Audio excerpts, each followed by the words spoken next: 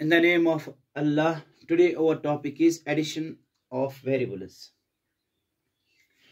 अगर हमारा कोई क्वेश्चन ऐसे हैं 2x प्लस 3y कामा इसको ऐड करना है हमें 4x प्लस 5y से, तो हम कैसे ऐड करेंगे? ये आसान क्वेश्चन है जो हम करेंगे 2x plus 3y plus 4x plus 5y, यानी कि ये दोनों लाइक टर्म्स हैं क्योंकि यहाँ पर भी x है, यहाँ पर भी x है। इसके साथ यानी कि इसका आंसर क्या बनेगा? 2x plus 4x that is equal to 6x, 3y plus 5y that is equal to 8y। It is easy, यहाँ पर हमें मुश्किलात नहीं आ जाएंगे। लेकिन अगर हमारा ये होगा 3x square plus 4x gamma, इसको किसके साथ 3x रेज़्ड पावर 3 प्लस 5 के साथ हो जाए।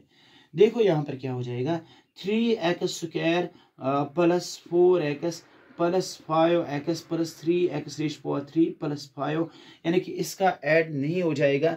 यानी कि ऐड करते वक्त हमें इस बात का ख्याल रखना है, अगर हमारा वेरिएबल एक जैसा आएगा भी मगर उनका पावर जो है वो सेम होना चाहिए, तब जाकर हम ऐड करेंगे। यहाँ पर हमारा 3x स्क्वायर है, यहाँ पर हमारा 4x है, यहाँ पर हमारा 3x रेज़्ड पावर 3 है, यहाँ पर हमारा 5 है, तो इसका मतलब है इसमें ऐड नहीं हो जाएगा। यानी कि और एग्जांपल्स मैं दूंगा, जैसे हमें कोई पूछेगा a प्लस बी किसके बराबर होता है, a प्लस बी किसके बराबर होता है, अगर इन दोनों को ऐड करना है तो इसका आंसर भी a प्लस बी ही आएगा, क्योंकि देखो एक होता है ज़रब मल्टीप्लिकेशन, दूसरा होता है ऐड में a प्लस बी ही बन जाएगा। तो दिमाग में रखना है, अगर हम जैसे हमारा नंबर है 4a प्लस 5b, इस वक्त भी हमारा आंसर इसमें 4a प्लस 5b ही बनेगा। क्यों?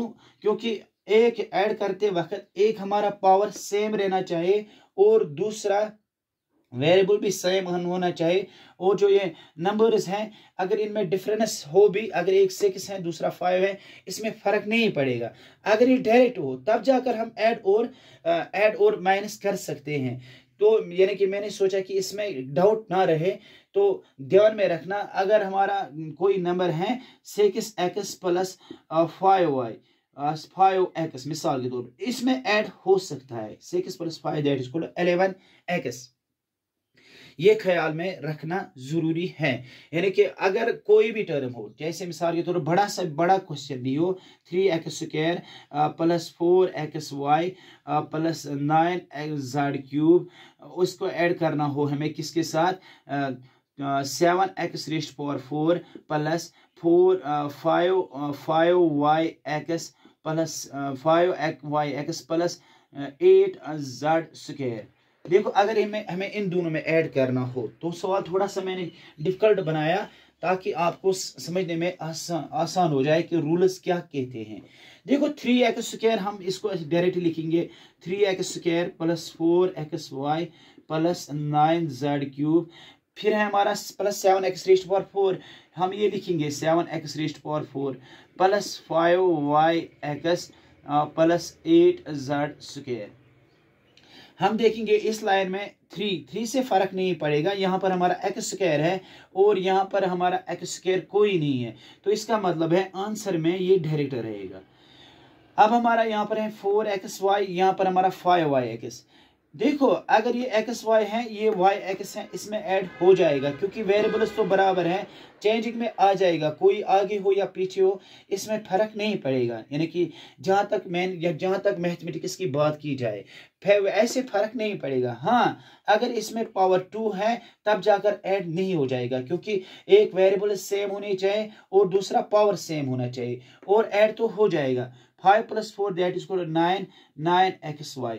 अब हमारा यहाँ पर 9z क्यूब है, तो इसमें 9z क्यूब कोई नहीं है, तो ये डायरेक्ट रहेगा 9z क्यूब। अब यहाँ पर हमारा 7x रेज़्ड पावर 4 है, 7x रेज़्ड पावर 4 कोई है नहीं है, तो ये भी हमारा डायरेक्ट रहेगा 7x रेज़्ड पावर 4।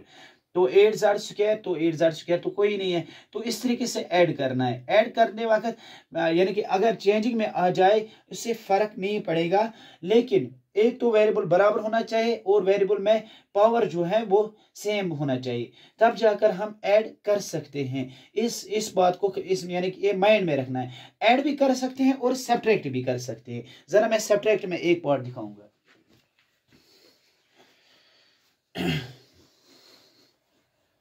जैसे हमारे एग्जाम में किसी वक्त आ जाए 4x square minus 5y square plus 3xy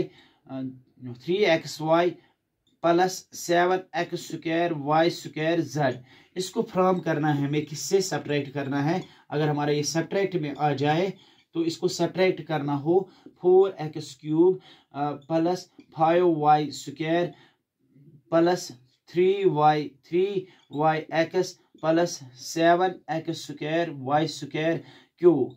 अगर हमारा ये क्वेश्चन आ जाए, देखो क्या करना है। पहले हमें जब भी सब्ट्रैक्ट में फ्रॉम आ जाए तो ये लाइन पहले लिखनी होती है। तो हमने लिखा 4x cube plus 5y square plus 3yx plus 7x square y square cube.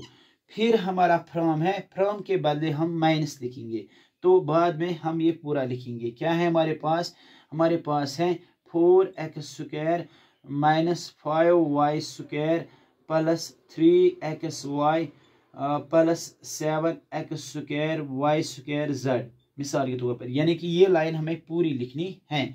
तो इसके बाद हम क्या करेंगे, 4x cube plus 5y square plus 3yx plus 7x square y square cube.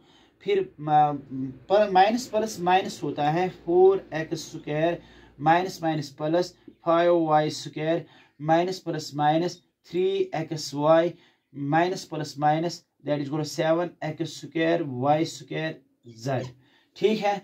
तो देखो अब यहाँ पर हमारा 4x क्यूब है, इस लाइन में x क्यूब कोई नहीं है, तो ये हमारा डायरेक्ट रहेगा 4x cube. It is 5y square, it is plus 5y square, तो प्लस 5y स्क्वायर बनेगा हमारा 10y स्क्वायर।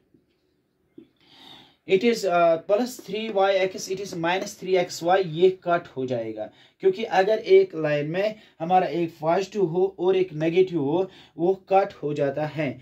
अब हमारा ये रहा 7x स्क्वायर y स्क्वायर क्यों, यहाँ पर हमारा 7x square y square z है, तो इसका मतलब है इसको ऐड कुछ नहीं हो जाएगा, इसको सब्ट्रैक्ट ये डायरेक्ट रहेगा। ध्यान से सोचना कि ऐसे ही यही रूल होता है। तो माइनस 4x स्क्वायर हमें इस लाइन में नहीं है, तो 4x स्क्वायर ऐसे ही रहेगा। तो यहाँ पर हमारा 5y स्क्वायर है, देखो 5y स्क्वायर तो हमने पहले से किया है, ये किसी के साथ नहीं मिलेगा, तो ये रहेगा 7x square y square z। तो आज हमने क्या सीखा, अगर हमें प्लस माइनस वेरिएबलों में करना हो और नंबर उसके साथ हो, तो उस वक्त हमें एक वेरिएबल बराबर होना चाहिए और वेरिएबल में पावर बराबर होना चाहिए, तब जाकर हम ऐड और सब्ट्रैक्ट कर सकते हैं। प्लीज़ सब्सक्राइब माय चैनल, ऐसे ही मज़ेदार वीडियो लाऊंगा मैं, तो सब्सक्राइब करो और लाइक करो। Thank you.